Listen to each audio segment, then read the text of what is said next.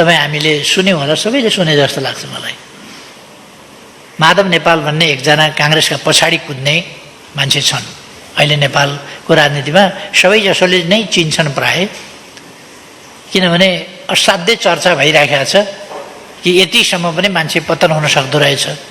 आफ्नो पार्टीको सरकार डाल्ने, प्रमुख प्रतिपक्षको नेतृत्वमा सरकार बनाउने, कम्युनिस्ट आन्दोलन सिद्ध्याउने, अर्कोतिर लागिसक्ने अनि नेकपा एमालेको वरिष्ठ नेता हुँ भनेर फेरि हिँड्ने, यस्तो लाज शरम पछिको मान्छेको चर्चा अलिकति मान्छेले सकारात्मक मात्रै होइन नकारात्मक हिसाबले पनि चर्चा त हुन्छ नि, मान्छेहरूले गर्छन् नि।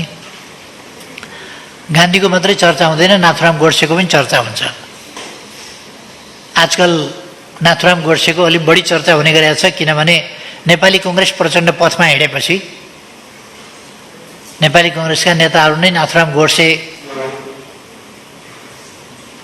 खोजी गर्दा भेटिएन नाथुराम गोडसे भने आफै हुने भन्ने तहमा पुगेको भनेको प्रचण्ड पथ नै अँगालेको हो। यसै त अराजनीतिक अस्थिरताको खेती, देश कता जान्छ भन्ने कुराको मतलब छैन, त्यो कुरामा पुग्नु भनेको स्वाभाविक रूपमा यो प्रचण्ड पथ नै अँगालेको हो। प्रचण्ड पथ यति व्याप्त अहिले भइसक्यो, नेपाली कङ्ग्रेसले अँगालेपछि, त्यसलाई आफ्नो मार्गदर्शक सिद्धान्त कङ्ग्रेसले बनाएपछि अहिले प्रचण्ड पथ सुप्रिम कोर्टमा पनि चर्चा हुन्छ। फ्रान्स र बेलायतका राजाहरू किन काटिन्थे भन्दा अहिलेको राष्ट्रपति र प्रधानमन्त्रीले गरे जस्तै गर्दा रहेछन् र पो काटिँदो रहेछ, अथवा अहिलेका राष्ट्रपति र प्रधानमन्त्रीलाई पनि काट्नुपर्छ। यो कुरा त सर्वोच्च अदालतमा प्रचण्डका एकजना कार्यकर्ताले त सर्वोच्च अदालतमै भने। नेपाली कङ्ग्रेसका कार्यकर्ताले नाथुराम गोडसे मै भन्छु अर्को ठाउँमा भने। आश्चर्य लाग्छ, सर्वोच्च अदालतले हिंसालाई यस्तो दुरुत्साहन गर्ने वक्तव्य दिँदा रोक्ने काम गरेको पाइएन। यस्तो हिंसालाई दुरुत्साहन गर्ने काम अदालतमा गर्नुहुन्न। अथवा विद्वान अधिवक्ताजी तपाईँ आफ्नो वक्तव्य सम्हालिएर राख्नुहोस् भनेर के न्यायमूर्तिहरूले त्यो सुझाव पनि राख्न सक्नुहुन्न र? अहिले धाक के लगाएर हिँडेका छन् भने केपी ओलीले मलाई प्रधानमन्त्रीको प्रस्ताव राख्यो भनेर मलाई बौला कुकुरले टोक्या छ र? झुटको राजनीति कसरी गर्छन्, गलत राजनीति कसरी गर्छन् भन्ने मात्रै मैले चर्चा गर्न खोजेको। झुटको राजनीति कसरी गर्छन् तपाईँहरूले 2-3 दिन अगाडिदेखि सुन्नुभयो होला। प्रधानमन्त्रीको प्रस्ताव मैले माधव नेपाल भन्ने व्यक्तिलाई राखेँ अरे। माधव नेपालले आफै भन्दै हिँडेका छन् मलाई प्रधानमन्त्रीको प्रस्ताव राखे, तर म मान्दिनँ। म शेरबहादुर देउवाप्रति यति समर्पित छु, मेरो यति निष्ठा छ, म देशलाई धोका दिन्छु, पार्टीलाई धोका दिन्छु, जनतालाई धोका दिन्छु, पार्टीलाई ध्वस्त पार्ने मैले कसम खाएको छु, शेरबहादुर देउवालाई प्रधानमन्त्री बनाउने कसम खाएको छु, कम्युनिस्ट आन्दोलन ध्वस्त पार्ने कसम खाएको छु, यी सबै देशलाई, जनतालाई, पार्टीलाई सबैलाई धोका दिन्छु, तर शेरबहादुर देउवालाई धोका दिन्नु। त्यो उनको राजनीति हो। उनी शेरबहादुर देउवाको पार्टी नै जोइन गर्न पनि सक्छन्, कार्यकर्ता भएर हिँडेकै छन्। प्रचण्डको पार्टी त उनलाई जोइन गर्नु नै छ अन्तमा। त्यो त उनको गन्तव्य नै त्यही हो, हुने नै त्यही हो। मैले धेरै महिना अगाडि भनेको थिएँ, माधव नेपाल भनेको प्रचण्डको एउटा मामुली कार्यकर्ता हो, मामुली कार्यकर्ता। तर अहिले धाक के लगाएर हिँडेका छन् भने केपी ओलीले मलाई प्रधानमन्त्रीको प्रस्ताव राख्यो भनेर मलाई बौला कुकुरले टोक्या छ र? कोही काम नपाएर, कोही नेपालमा नभेटाएर यस्ता मान्छेलाई प्रधानमन्त्रीको प्रस्ताव केपी ओलीले राख्ला? यो आफै आफ्नो महत्ता बढाएर मलाई त प्रस्ताव राखेको छ, कहिले अध्यक्षको प्रस्ताव राखेको छ भन्छ, कहिले प्रधानमन्त्रीको प्रस्ताव राखेको छ भन्छ। एक ढङ्गले भन्यो भने प्रचण्डका पुच्छर हुन्। पुच्छर भएपछि जन्तु पूर्वतिर फर्क्यो भने त्यो पश्चिमतिर हुन्छ, पश्चिमतिर फर्क्यो भने त्यो पूर्वतिर हुन्छ। पछाडि पछाडि पछाडि सँगै हुन्छ क्या त्यो। अस्ति महन्त ठाकुरजीलाई प्रधानमन्त्री बनाउन उहाँहरूले जोड गर्नुभयो। त्यो त डबलीमा भाषण गरेकै साथीहरूले सुन्नुभयो होला। महन्तजी तपाईँ प्लिज प्रधानमन्त्री भइदिनुहोस्। उहाँहरूले भन्नुभयो, शेरबहादुरजीलाई भन्नुभयो। अनि के भन्नुहुन्छ भने मैले त छोडेको, मैले त त्याग गरेको।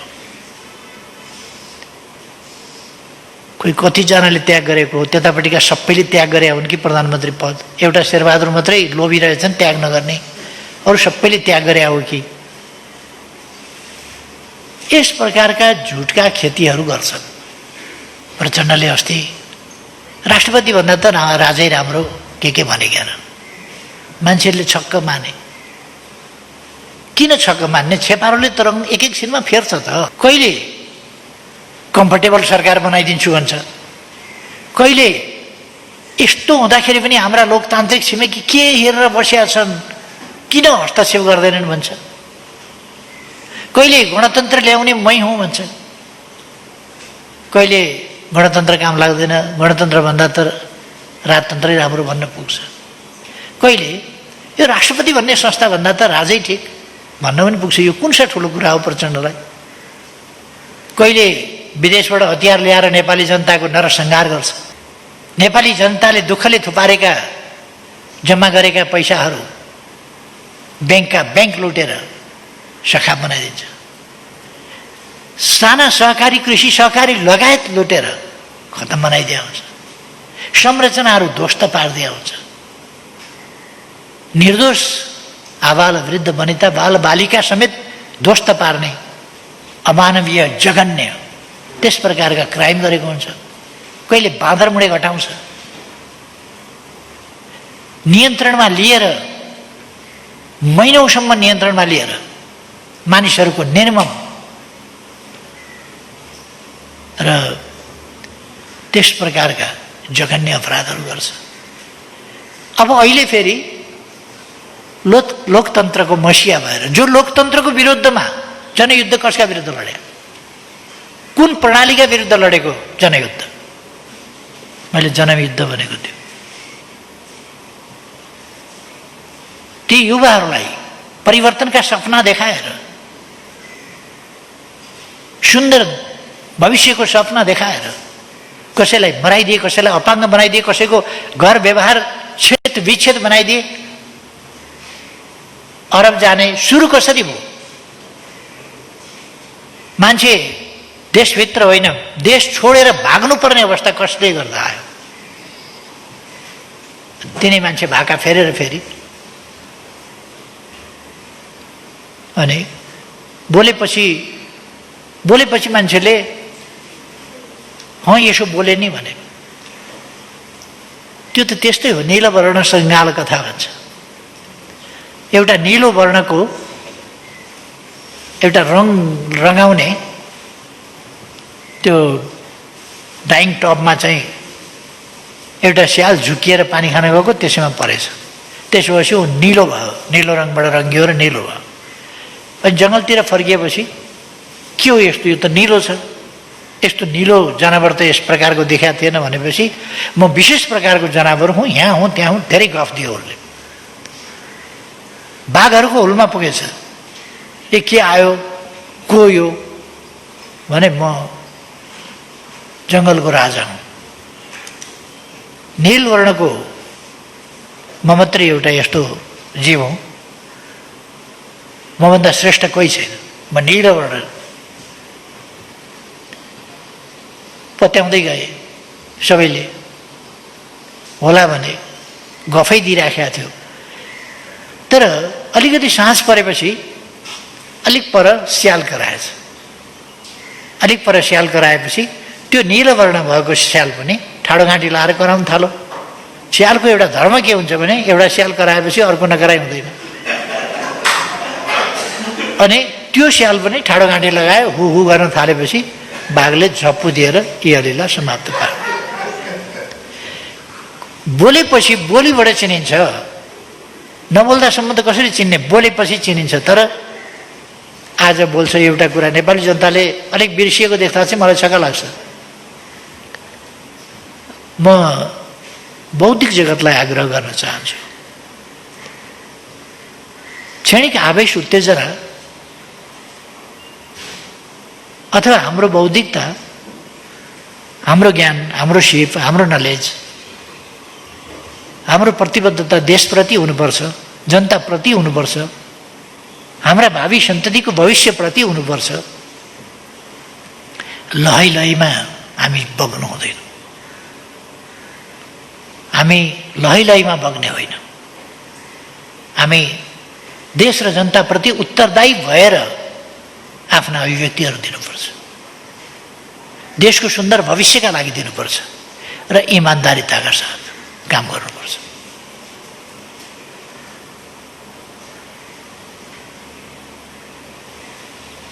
देशमा सुशासन र विकास होस्।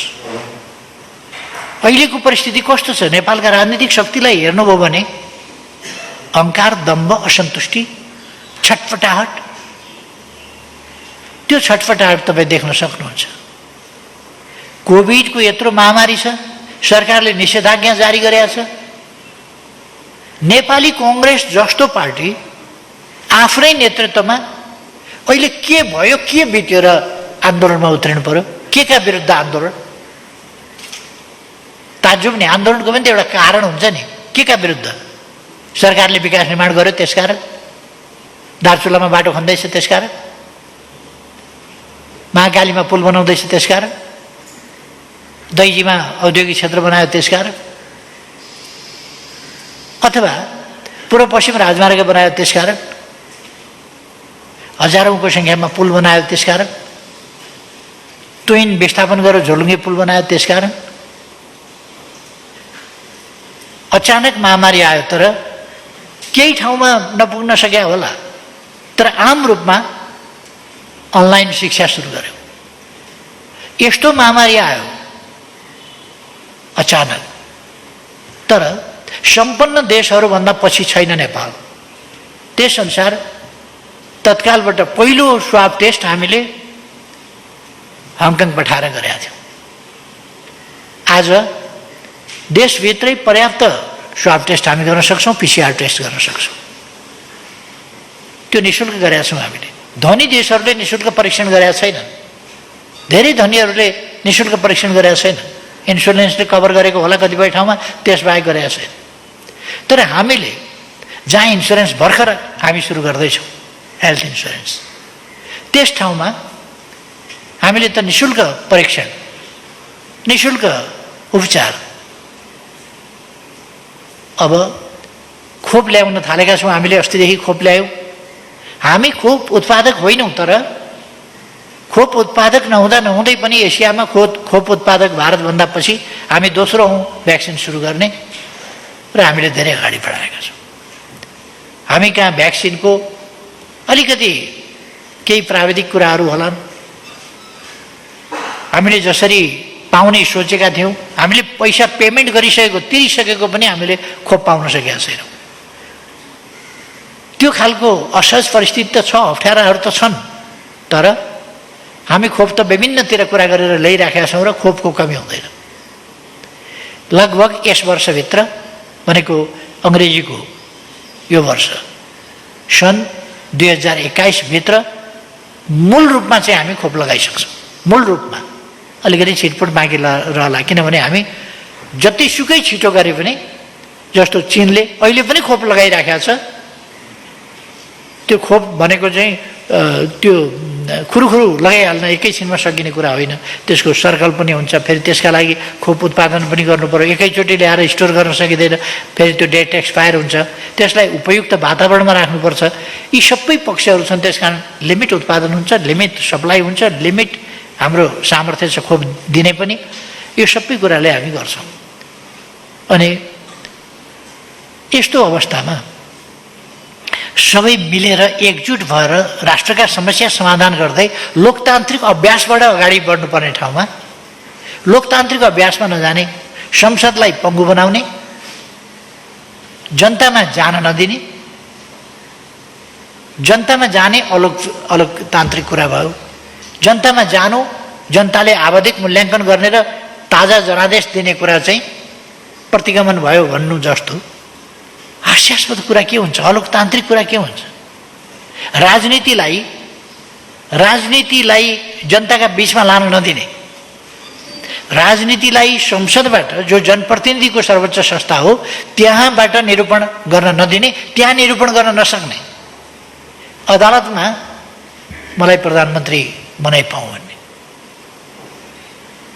अनि लोकतान्त्रिक विधिबाट हो र सरकार ल्याउने कहाँबाट भन्दा अदालतबाट मुद्दा लडेर। दुनियाँमा मुद्दा लडेर सरकार आउने, अदालतबाट मुद्दा प्रधानमन्त्री छानिने सुन्नुभएको छ कहीँ? नेपालमा त्यो अभ्यास गर्न खोजिएको छ। जनताका बीचमा जान नहुने, प्रतिगमन हुन्छ। अनावश्यक संस्थाहरूलाई राजनीतिमा संलग्न गराउने र शक्ति पृथकीकरणको सिद्धान्तको व्यवहार त धज्जी उडाउने कति उपयुक्त हुन्छ? यसका लागि, यसमा दबाब दिन, अदालतलाई दबाब दिनका लागि आन्दोलन गर्ने, लोकतान्त्रिक शक्तिहरूका लागि स्वतन्त्र न्यायालयको फैसला आफ्नो पक्षमा पार्नका लागि दबाब दिन आन्दोलन गर्ने, कोभिडका बेला निषेधाज्ञा तोडेर राजनीतिक दलहरू, कानुनको राजमा राजनीतिक दलहरूले के उहाँहरूको आन्दोलन रोक्नका लागि निषेधाज्ञा जारी भएको हो र? कोभिड नियन्त्रण गर्नका लागि होइन। कोभिड हामीले नियन्त्रण गर्दै लगेका छैनौँ। प्रतिदिन 9,000 भन्दा बढी सङ्क्रमित हुने ठाउँमा अहिले हामीले 1,000 को आसपासमा ल्याइसकेका छौँ। अनि यो सङ्ख्या घटाएको छैन, मृत्युदर घटाएका छैनौँ हामीले। लगभग 1,000 चाहन्छन् सङ्क्रमित छ भने 3,000 चाहन्छन् निको हुनेको सङ्ख्या छ। निको हुनेको सङ्ख्या सङ्क्रमितको सङ्ख्याभन्दा 3 गुणा बढी छ। यो हाम्रो सफलता होइन। यही सफलतालाई असफल पार्नका निम्ति अब निषेधाज्ञा तोड्ने, राजनीतिक दलहरूले जानी बुझिकन घोषणा गरेर निषेधाज्ञा तोड्ने हो भने अनि अरू के हुन्छ? अहिले संसद भवनलाई संसदीय क्रियाकलाप बाहेक अरू कुराका लागि प्रयोग गर्न दिइँदैन। तर तथाकथित बुद्धिजीवी भेला, तथाकथित पत्रकार सम्मेलन, तथाकथित नागरिक समाजका अन्तर्क्रिया के अब अन्तर्राष्ट्रिय सम्मेलन केन्द्र संसदले भाडामा लिएको यस खालका बगवासी कामहरूका लागि हो? यसै गर्ने हो भने अरूले किन नपाउने? प्रचण्डका कार्यकर्ता सभामुख हुने बित्तिकै अनि प्रचण्डले जे भन्यो त्यो कानुनभन्दा माथि, अभ्यासभन्दा माथि हुने? खैर, यसैमा मेरो टाउको दुखाइ होइन। मेरो चिन्ता लोकतन्त्रको भविष्यप्रति हो। यस अभ्यासले लोकतन्त्रको भविष्य कहाँ पुर्याउँछ?